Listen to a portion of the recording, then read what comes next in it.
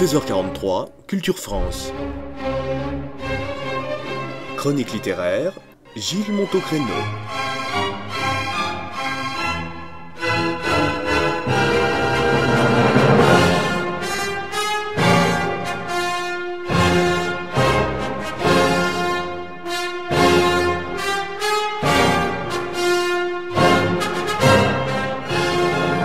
Aujourd'hui, je reçois Olivier Bimbard. Olivier Bimbard, bonjour. Bonjour.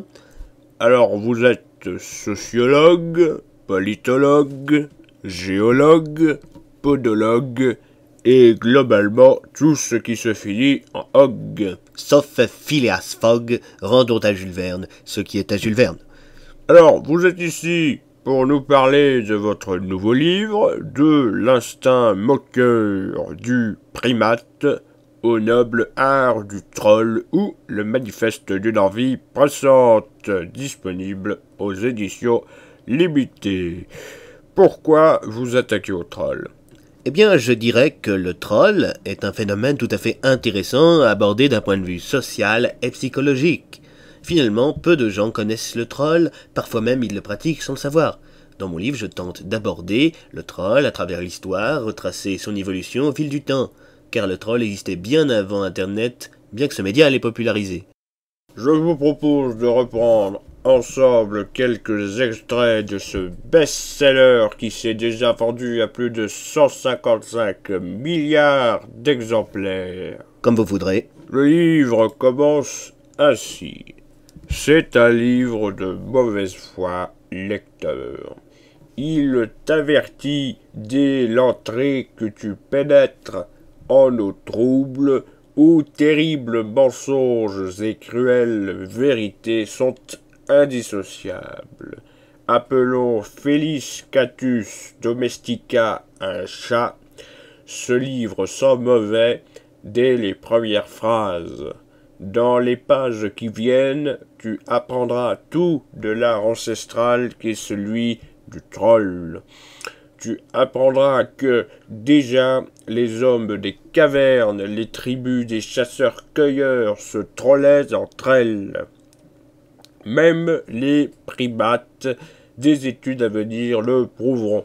Adopter un comportement visant à faire chier autrui est une caractéristique inhérente du règne du vivant.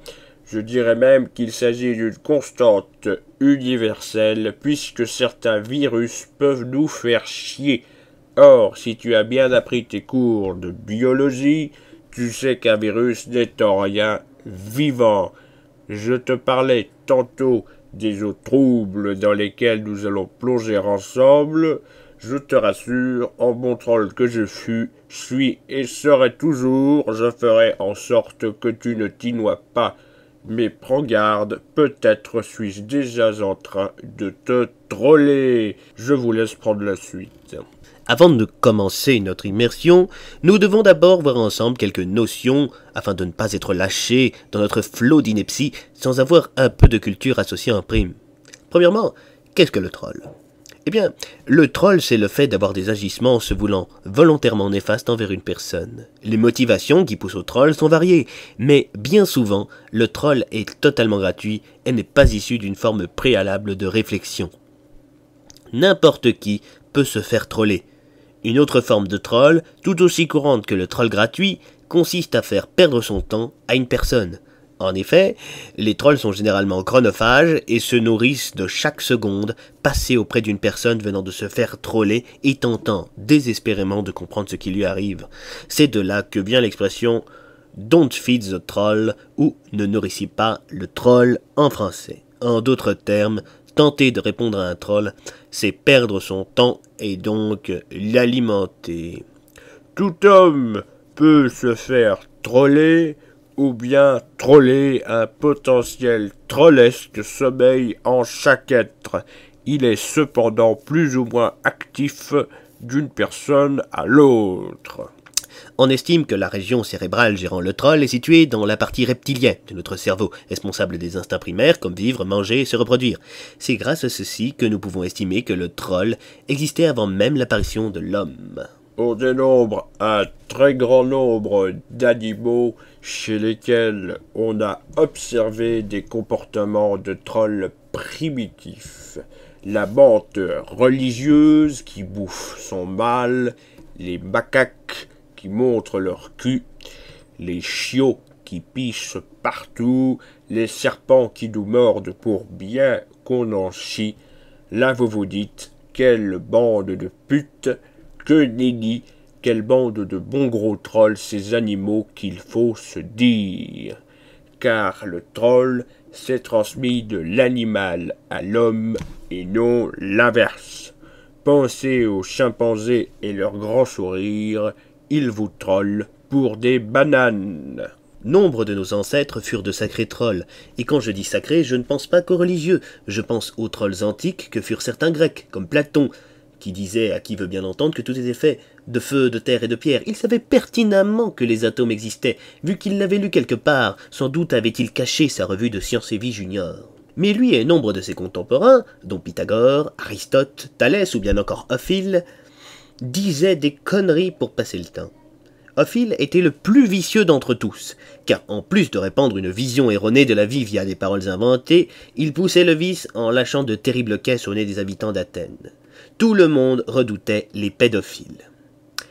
Il savait au plus profond de lui que l'avenir du troll résiderait dans l'attitude générale d'une personne.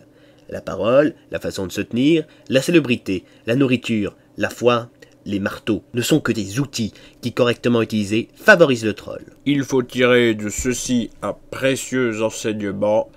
Le troll était alors un jeune enfant capricieux, mais son destin était déjà tout tracé.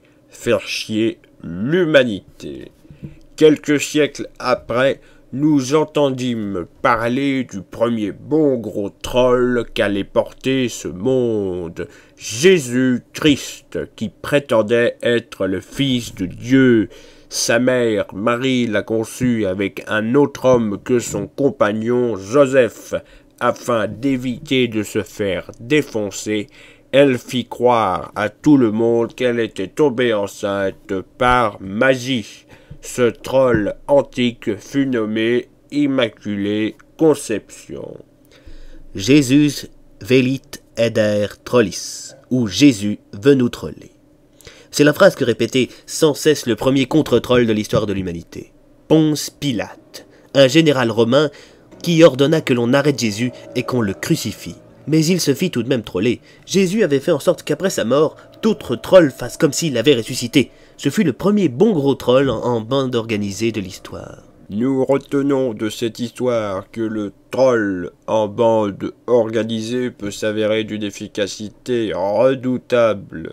2 trolls, c'est 2 fois plus de trolls, énonçait Edmond Weinberg, professeur en art du troll, lors d'un cours donné à l'université de Harvard en Suisse. Nous retenons aussi les prémices du contre-troll dont nous parlerons plus tard. D'une manière générale, toutes les personnes célèbres et les événements marquants de notre histoire sont issus du troll. Les politiciens sont parmi les plus gros trolls. Ils font des promesses et tout le monde se fait troll en un éclair. Pensez au droit de vote accordé aux femmes. Quel bon gros troll nous a servi Charles de Gaulle. Il a permis à la gente féminine de choisir l'homme qui la dirigerait. Une récompense pour tous leurs efforts, tous ces siècles où elles n'étaient que de vulgaires bibelots. Elles ont eu le droit de mettre des bouts de papier dans des urnes en échange. Mais gare au retour du troll. Le retour de troll est une situation dans laquelle se retrouve un troll qui n'a pas pensé aux conséquences de son troll. En voulant troller une population, les femmes dans le cas du général de Gaulle, il s'est en fait auto-trollé. En effet, éprise de cette bouffée d'indépendance, les femmes ont pris goût au troll et les premiers gros mouvements féministes virent le jour. Terrible troll que voilà. Oh, mais je vous arrête tout de suite. Le féminisme date de bien avant le XXe siècle. Une des premières femmes à avoir voulu troller les hommes se nommait Olympe de Gouges. Ses parents, en bons gros trolls qu'ils étaient, lui avaient donné un nom de montagne. Mais ils ne se doutaient pas que leur fille engendrerait une montagne de conneries, le féminisme. Heureusement, les trolls de sexe masculin savaient qu'avec un concept aussi trollant, il serait fort aisé de la voir se prendre un retour de troll. Ce qui fut fait, Olympe de Gouges se fit décapiter, puissance 10. Plus d'infos dans le livre de l'instinct moqueur du primate au noble art du troll ou le manifeste d'une envie pressante. C'est signé Olivier Bimbard. Merci Olivier Bimbard d'être venu. Oh, mais de rien. Nous, on se quitte et on se retrouve demain à la même heure.